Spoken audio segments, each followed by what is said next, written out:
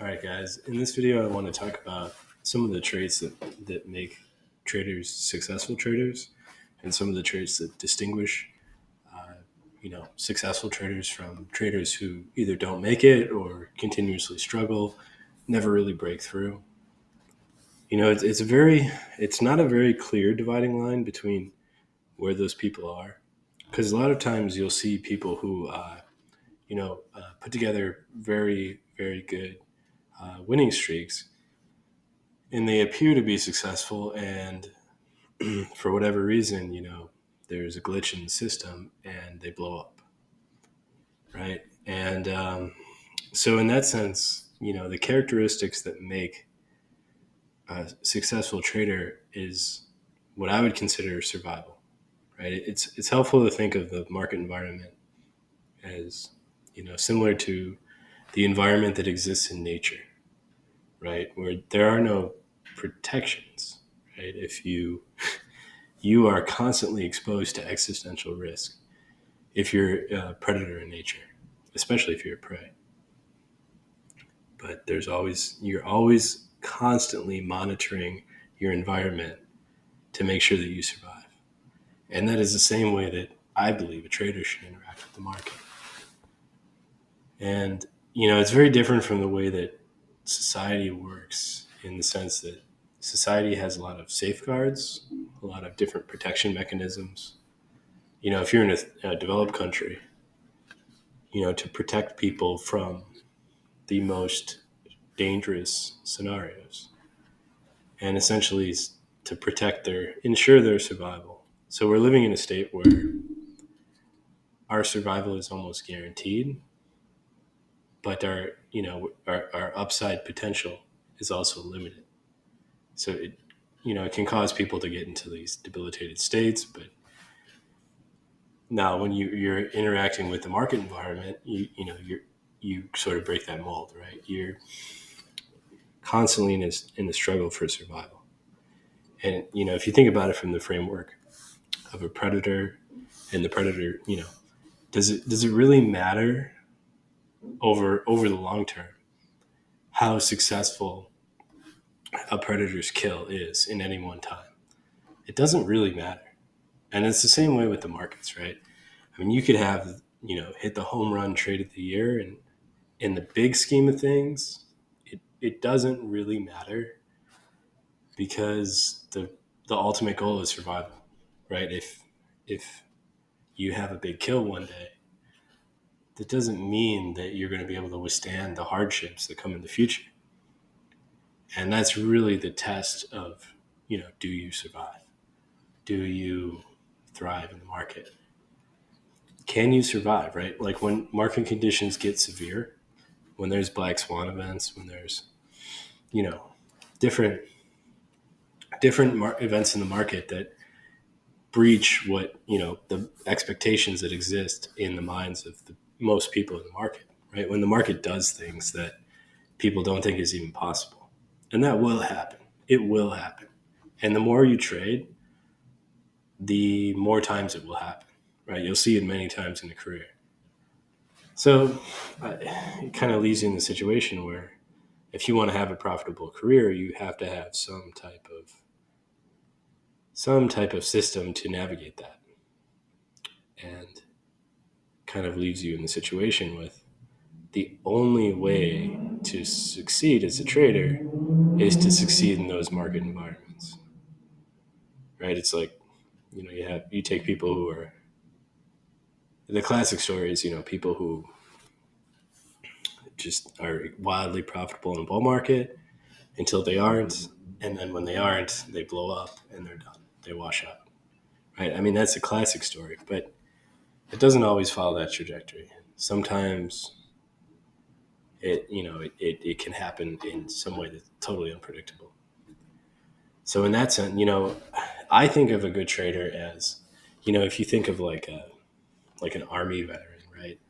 Like a grizzled army veteran who's been through 12 tours of duty, and he's older than everybody else. He's the oldest soldier there. He's been on more tours than everybody else, and all the younger guys are looking at him like, how are you still alive? You know, how do you do all that and still be standing? And to me, that's like the quality of a good trader. You know, a certain a certain degree of fearlessness, but not recklessness, right? Measured risk, and also the mindset to go about things independently, right? So you when you're out there in the market, you're really interacting with the market completely on your own. I mean, we're constantly connected to social media and different venues, flows of information, whatever you're listening to this podcast right now, and we ping off that. We take what's valuable and exclude what's not valuable. But when you're interacting with the market, none of that matters, right? It's just you and the market. And if you don't have the tool set to keep yourself afloat, then you're not going to survive. So in one sense, you have this. You engage with the market to. Well, typically people are drawn into the market with the exact opposite desire, right? They're drawn into the market with the flip side of that, right? They're drawn in to make as much profit as possible, to get the biggest kill they can in the shortest amount of time. But you know that would be a successful strategy if they did that and then left the market, right? But that's typically not what happens, right? They maybe they get that big win and it works out for them, but then they chase that, right? They chase that with the flawed risk management parameters that allowed them to get that big of a home run play, so to speak. Because risk is just anyone who has been trading long enough, they kind of understand that risk is a double-edged sword, right? If you're going to get huge returns, you're exposing yourself to huge losses. And the converse of that is unacceptable, right? You can't expose yourself to huge losses. You can't expose yourself to risk of ruin, right? Because over enough time, it'll come to fruition and you're done. So, when I think about like some of the really successful traders that I've met, and I've met a few, my uncle worked at the New York Stock Exchange. My mentor worked at the Chicago Mercantile Exchange. My mentor worked there at the CME in the 90s. My uncle worked at the New York Stock Exchange back in the 80s. So he actually went through the crash of '87, which was an environment where people.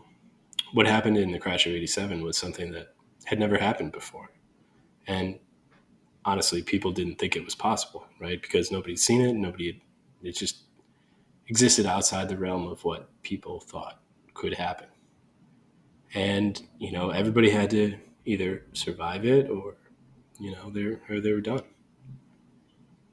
And the guys who survived it are still here to tell the stories. And the guys who didn't, they found other professions.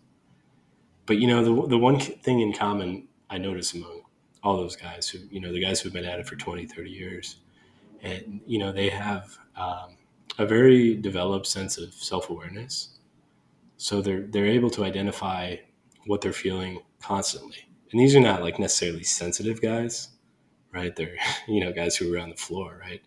Big guys, who are elbowing each other out of the way and talking shit, but they had a great degree of self-awareness, and they were able to know, like, okay, I'm in a compromised state, right? So I can't.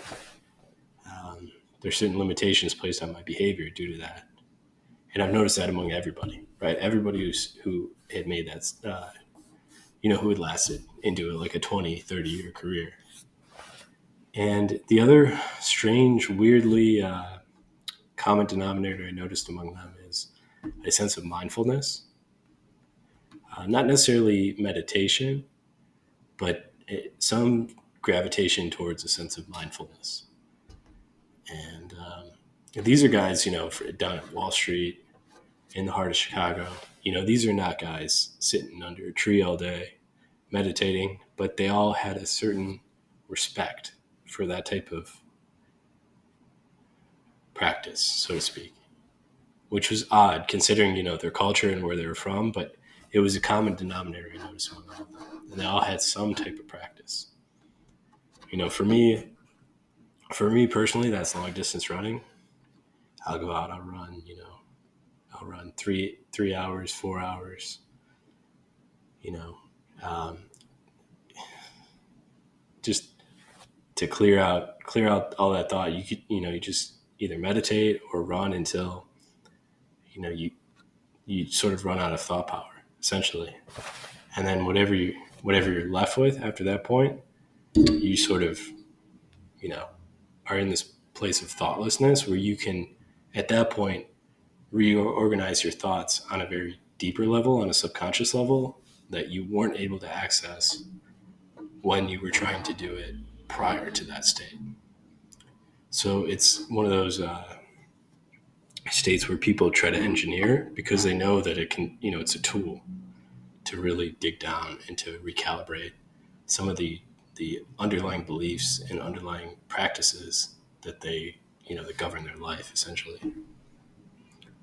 Now, another thing that, I think is worth mentioning is that a lot of people who are, kind of, I notice a lot of like successful traders who are at the edge of being profitable and being a full-time trader. They kind of, they never really had a clear explanation of how they made that jump, from a traditional job to a professional job.